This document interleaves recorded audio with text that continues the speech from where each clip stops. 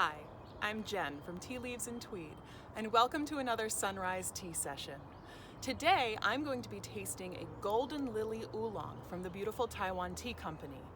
This is an oolong tea from the Alishan region of Taiwan, and it's actually a cultivar of tea that's known as a milk oolong, not because you put milk in it or because they add flavoring to it, but because the tea naturally has a kind of creamy, milky flavor to it. So I'm excited to try this one out. So let's get started. Here I've got my tea tray with all my tea things. I'm using a different tea set today. This is a beautiful little tea set that I got from China from Tea Warehouse. And I just have a little bit of hot water to warm it up. And I have a little bit of hot water in my sharing pitcher as well. Now, normally, if I were sharing this tea with a group of people, I would have a lot of these little cups. And then I can pour the tea into the pitcher and share it out among the cups. But since it's just me, we just have one teacup. Here's our tea. This is our Golden Lily Oolong. It's a pretty lightly oxidized looking oolong tea. The leaves are rolled up, so even though this doesn't look like very much tea, this is 5 grams and it'll expand and unroll and look like a lot of tea when we're done steeping it. So I'm gonna just give this a little sniff. It's pretty cold out here, so I can't really get a whole lot off of the cold, dry leaves. So let's take another sniff when we're done steeping it. So I'm going to dump out this water. And add the tea leaves to the warmed teapot. Let those warm up for a couple of seconds.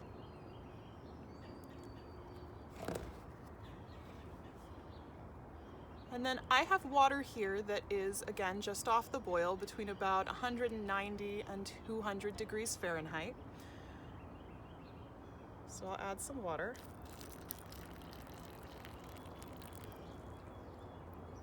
And this gaiwan holds about 4 ounces of liquid when I fill it to the point that I like to.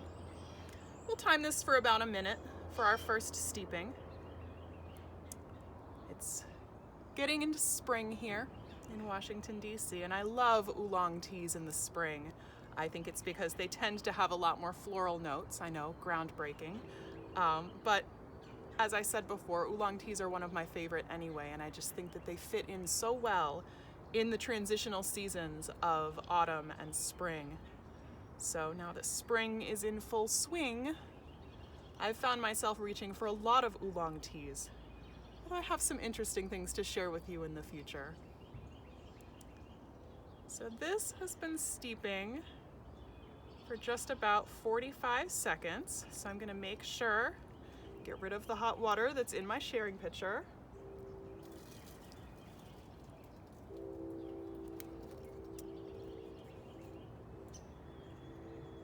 And now it has been just about a minute. So.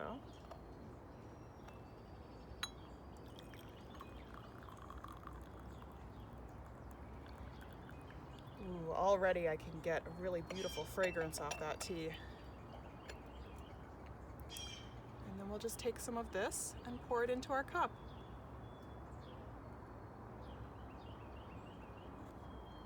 It's a very light colored infusion for the first infusion. That's pretty normal for some of these rolled oolongs that really take several infusions to get their full character to come out. You can see the leaves have started to unroll, but they're still a little bit wrinkled up. So let's give it a taste.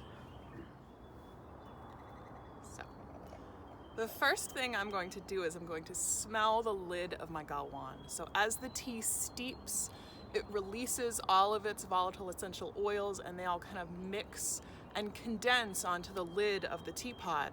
So that's where you can get a really nice sense of all of these fragrances that you're going to experience in the brewed tea itself. Oh, this smells like milk oolong. I know you don't necessarily know what that means. It smells creamy, but not vanilla-y. It smells like milk, like sweet milk. And a little bit like buttered popcorn. So it's got a lot of dairy characteristic to it, and then a little bit of kind of a grain sweetness to it. So we'll give it a taste.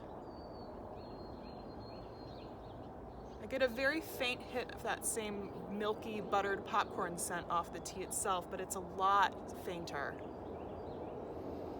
And it's almost a little bit grassier or fresher, more plant smelling than grain or milk smelling. Oh, it's very smooth. It's got that somewhat orchid floral taste to it.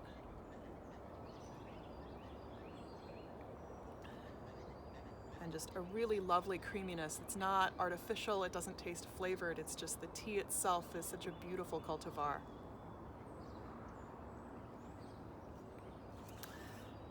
So I'm going to finish my first steeping, and then I hope you'll join me for a second steeping of this lovely tea. And we're back. So I'm going to try steeping this another time for you, just to see what comes out. I find that rolled oolongs like this often don't even give up their best characteristic until at least the second steeping. So let's share that with you. I'll add a little bit more water.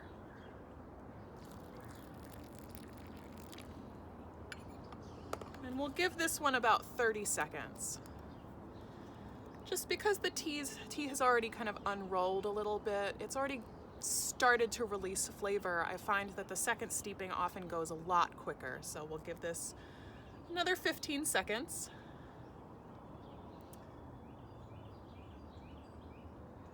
And then it'll be just about time for us to drain it soon. We can just sit and listen to the birds for 5 more seconds. And there we are.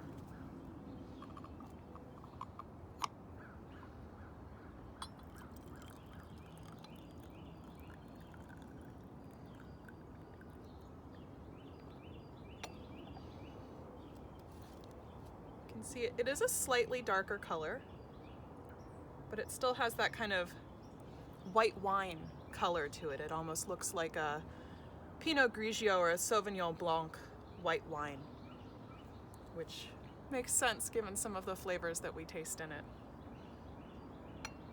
The leaves have unrolled even more. You can see just how green they are because they really haven't been heavily oxidized. It's a great spring oolong because it's not too roasty or deep.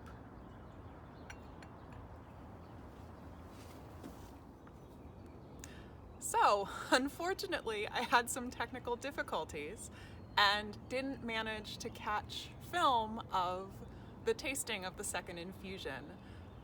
So I thought I'd just give you a little recap of tasting the second infusion. I found that there was a lot more grain sweetness, kind of a maltiness to the tea, a little bit of that orchid floral quality. The infusion was a little bit stronger than the first one. I also talked a little bit about how using the sharing pitcher, even when I'm not sharing with a group of people, helps keep my tea a little bit warmer while I'm drinking out of particularly small, thin, fine china cups. So I do like to use my sharing pitcher even when I'm drinking tea by myself. So sorry about the technical difficulties. I hope you enjoyed joining me for this cup of tea. If you're interested in trying the tea yourself, I'll link to the Beautiful Taiwan Tea Company below. And if you're interested in looking at Tea Warehouse and their beautiful selection of teaware, I'll link to them as well. I hope you'll join me again sometime. Thanks again for joining me.